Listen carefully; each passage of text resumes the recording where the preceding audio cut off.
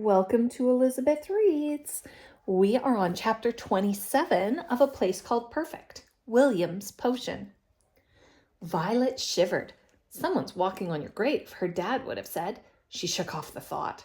She eyed the door, then Boy, then the door again. Neither moved, and after a few minutes, Violet sighed with relief. I don't think they heard you, she whispered. Boy exhaled, washing some color back into his face.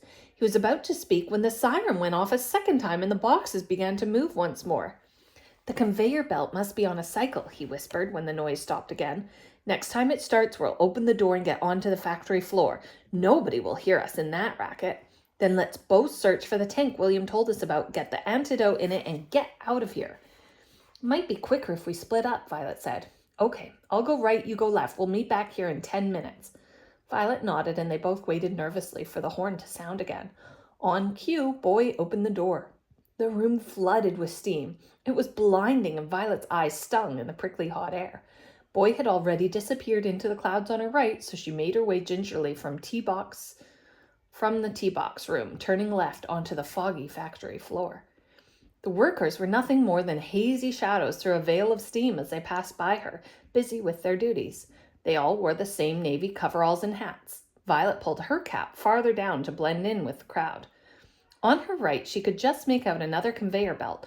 Winding through the room, suspended directly above it, was a long metal pipe dotted with handles and dials. Every so often, the pipe rattled until a gush of steam jetted out as if it was releasing pressure. The belt overflowed with long, loose stalks of the chameleon grass they'd seen baled in the warehouse earlier. The grass was moving towards a ceiling bed of knives that rapidly chopped it into tiny particles resembling mirrored tea leaves. Violet followed the belt forward. The temperature began to rise, and she fanned her coveralls as she watched the tea leaves, which now passed under a giant heater. On the other side, they were a toasted brown color and had lost their shimmer. William had guessed that in some part of the process, the leaves would be sprayed with his brother's concoction, but Violet hadn't seen any sign of it yet. She hoped Boy was having better luck. The siren started again. She had to concentrate, but it was so hot. Sweat dripped into her eyes. She rubbed it away with the sleeve of her navy coverall and tried to suck air into her lungs. A little dizzy, she stopped for a breather. Everything okay? A voice said behind her. Oh, yes, she replied quickly, scooping some tea leaves into her hand. I'm just checking consistency, she said, picking a word her mother used when she talked about cake mixes. The man nodded and moved away. She waited for him to disappear into the steam and then hurried onwards, following the belt as it snaked to the right. Then she stopped.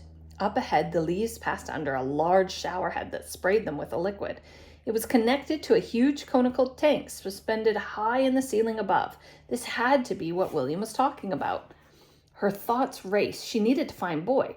Suddenly, someone grabbed her and a hand flew over her mouth. Shush, Boy whispered into her ear. Follow me. Violet gave a silent gasp of relief and, steadying herself, followed her friend towards a door in front of them. Boy opened it and Violet stepped inside. The room was dark, and it took a moment for her eyes to adjust. To her right was a long glass window with a grandstand view of the factory floor. To her left, lots of pictures of George and Edward sparkled from gold frames on the wall. In one photo, the twins stood proudly in front of the factory. In another, all the workers were lined up behind them, beaming like an enormous soccer team. Above the pictures was a sign.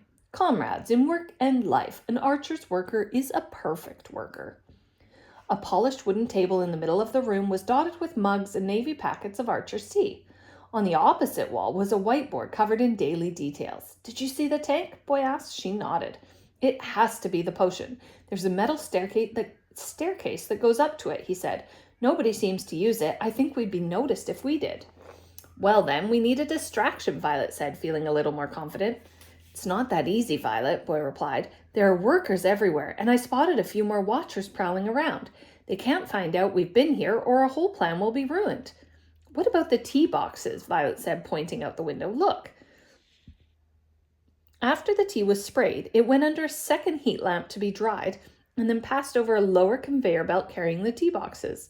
The loose tea leaves were tipped from the higher conveyor belt into the boxes below. Once each tea box was full, it moved off and was replaced by the next one. It was an exact system, and any slight hiccup would upset the whole line. Maybe if we cause a blockage in the tea box room, the whole operation will stop working, Violet suggested. It's all connected. The tea leaves will pour onto the floor and everyone will be in a panic. The watchers will have to come to help. I bet the workers won't have a clue what to do. They can't think for themselves. That's brilliant, Violet. Violet, it just might work. Boy smiled. You've been hanging around no man's land too long. They won't want you back in Perfect now. Hopefully there won't be a Perfect when we are finished. They planned their attack and waited to pick their moment. It had to be exactly right. Boy would cause a diversion in the tea box room by blocking the conveyor belt that held the boxes. When the tea boxes stopped moving, the loose tea leaves would spill all over the floor, causing the workers to panic. In the commotion, Violet would climb the stairs and drop William Archer's antidote into the tank. From then on, all the tea leaves on the conveyor belt would be sprayed with it, and in a day or so, the people of Perfect would regain their sight. Easy. Remember to wait for my signal, Boy said as he left the room on the sounding of the siren. Violet remained behind, pacing the boardroom. The Archer's portraits watched her from the wall. Everything appeared to be normal on the factory floor. The boxes hadn't stopped moving, and the longer Violet waited, the more nervous she became. A second siren had gone off since Boy left, and still the boxes moved steadily along. A third came and went, but nothing changed. Her heart pounded as she played with William Archer's flask.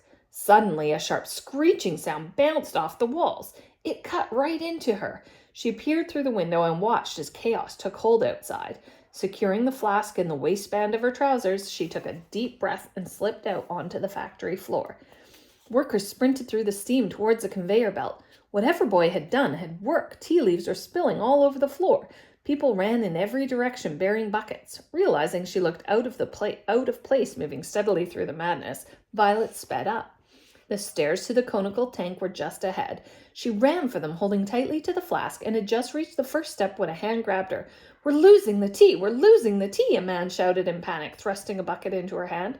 She took it from him, and the flask slipped and slid rapidly down the leg of her trousers. It was about to hit the floor, but in the nick of time she dropped the bucket and managed to grab it. "We're losing the tea! We're losing the tea! It's a disaster! A disaster!" the man was still roaring. He pulled her towards the belt where everyone stood watching the tea leaves spill onto the floor. Suddenly, 2 watchers appeared. Violet looked away, afraid they'd noticed she'd seen them. She had to remind herself constantly that the watchers were invisible to everyone in Perfect. Her hand shook as she secured the flask once more in her waistband and pulled her cap further down in case they'd noticed she wasn't wearing glasses. "These people are so stupid sometimes," one of the watchers snarled as he grabbed a bucket from the crowd to catch the falling tea leaves. The worker he'd taken the bucket from looked blankly at his empty hands. "Did you see that?" he said to the man beside him. "My bucket's moving by itself." "That's 'cause they're automatic," the second man replied. "The Archers invented them. If we stand here long enough, the buckets will know what to do." Violet could not believe her ears. William was right. People really were nothing without imagination. She needed to move away and get to the stairs, but the watchers would notice. She looked around for Boy, but couldn't see him. "Give me that, you stupid fool," the watcher said, grabbing a bucket from some other unexpected worker. "Are you going to help me fix the blockage or what?" he snarled at a fellow watcher who was standing idly by. "Stop gawping. You're as bad as the rest of these idiot workers."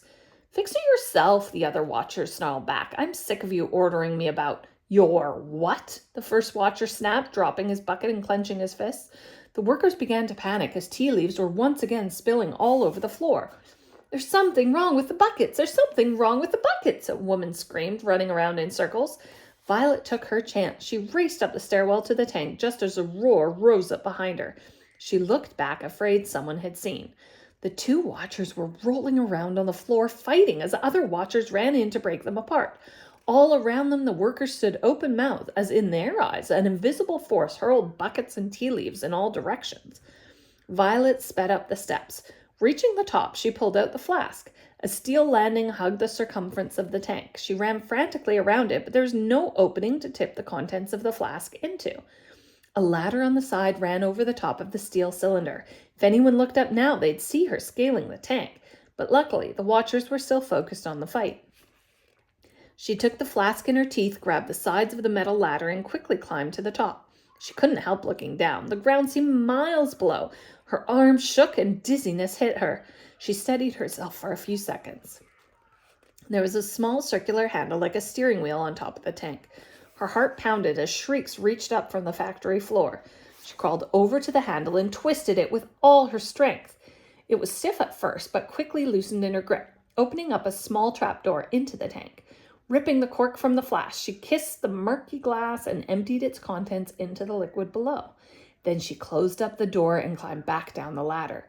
The fight was still in progress as she descended the stairs and snuck back to the boardroom where Boy was waiting for her. With a quick nod, she followed her friend through the stream towards the exit. All the watchers were now occupied inside, so Boy and Violet slipped out unnoticed past the bronze statues of the Archer brothers. The pair sprinted across the yard and hid their coats in the warehouse. "You got the liquid into the tank?" Boy asked, bending over to catch his breath. "Yes," Violet panted. "No one saw?" "No, I don't think so. They were all too busy with the fight."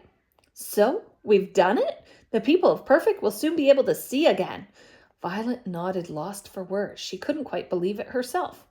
Full of energy from the morning's excitement, they followed George's road back into the middle of Perfect. The town was busy when they hit Edward Street, and while Boy was invisible to the townsfolk, Violet kept her head down, afraid she'd be noticed.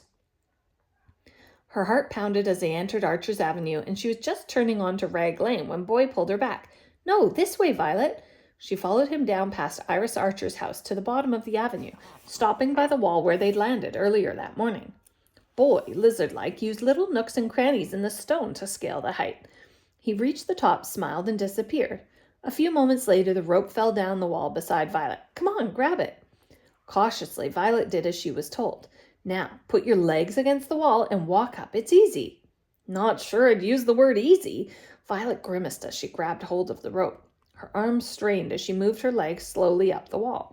She got to the top exhausted and scowled at Boy before peering over the edge back down to the ground.